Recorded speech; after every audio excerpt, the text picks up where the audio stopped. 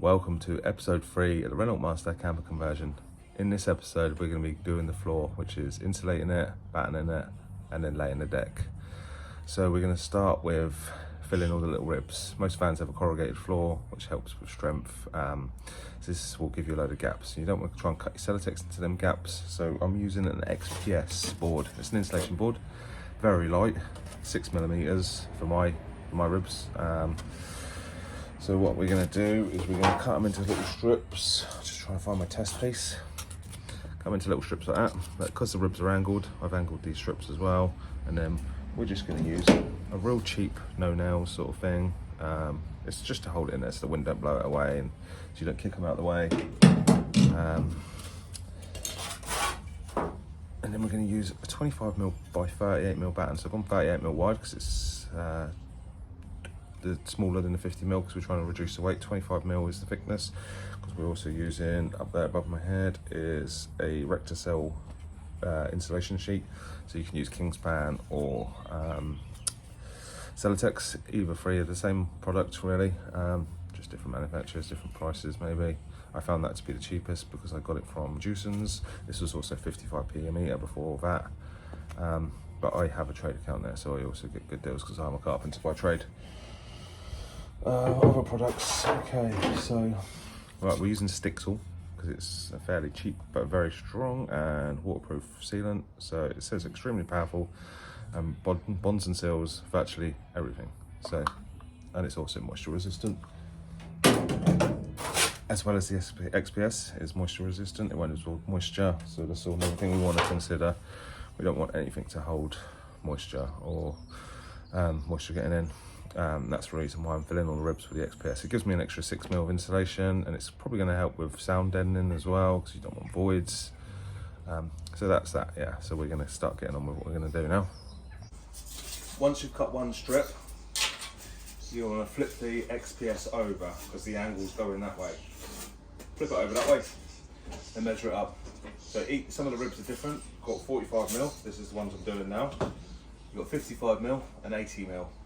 So you just check that you've the right ones before you cut them.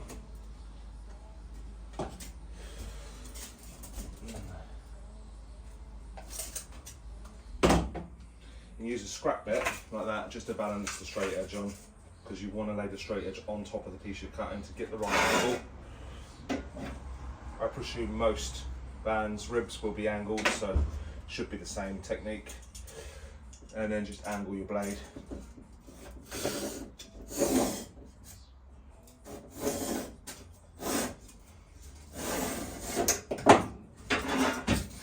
And there's your next piece.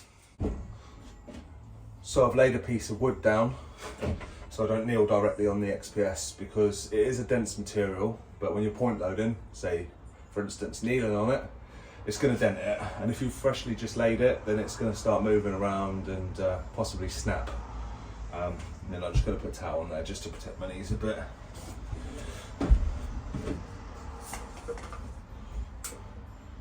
So it's just simple, just a little bit of glue down there.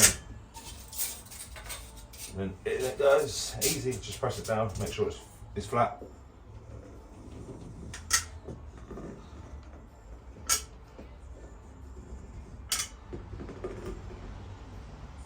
I've used 3 of these tubes so far. I'm going to need to get another one. So 4. This is the longest wheelbase Renault you can get. Relays and boxes, Vecos and everything are slightly longer. If you're going smaller, you might get away with 3 tubes, but I think I'm going to need 4.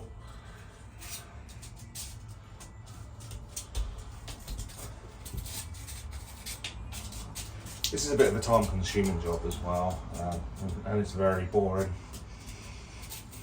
So I can't wait until it's done. And I've ordered all my solar stuff now, batteries and all the wiring components, most of the wiring components.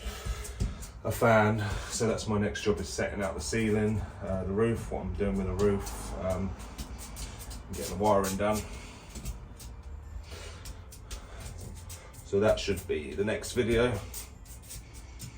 It's how to install solar panels, batteries and whatever I'm going to be doing at the time.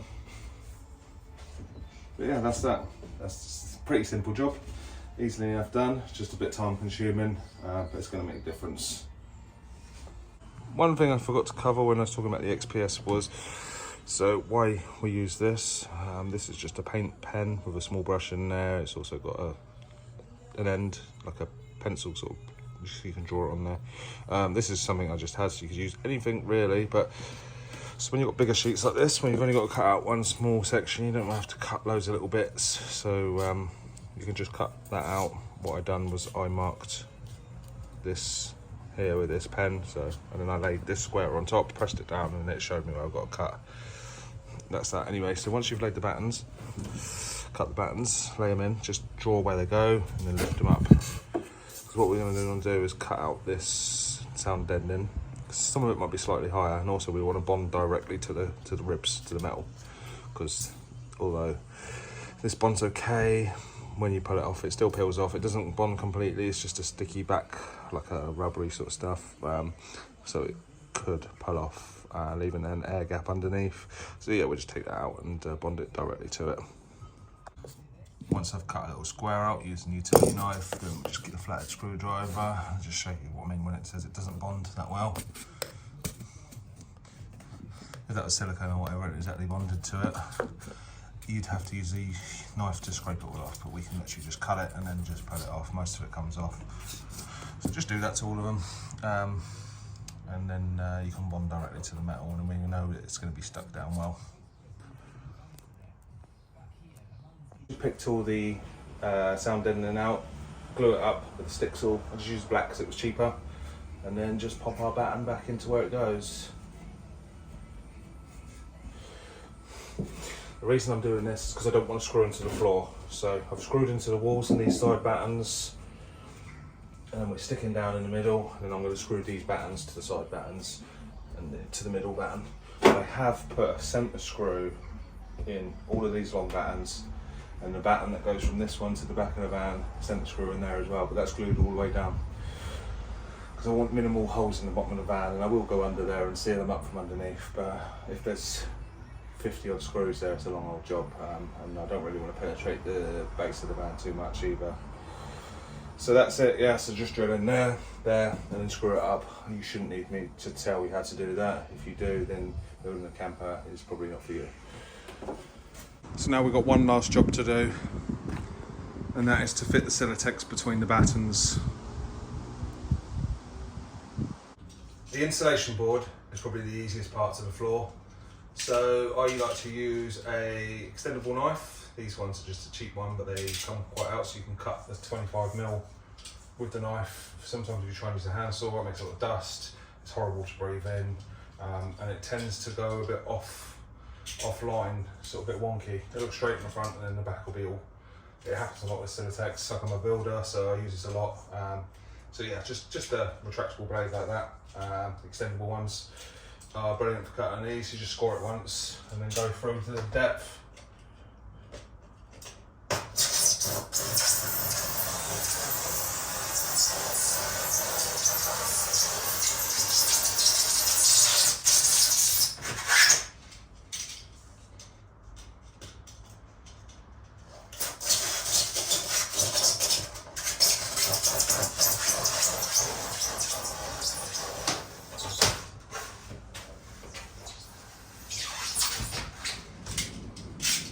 And it's as simple as that. Then just cut it to length and then just pop it in. Okay, so once you've cut your board to length, and then if you've got your measurements right, it should just pop in. A nice tight fit is always good. And there you go, it's perfect level.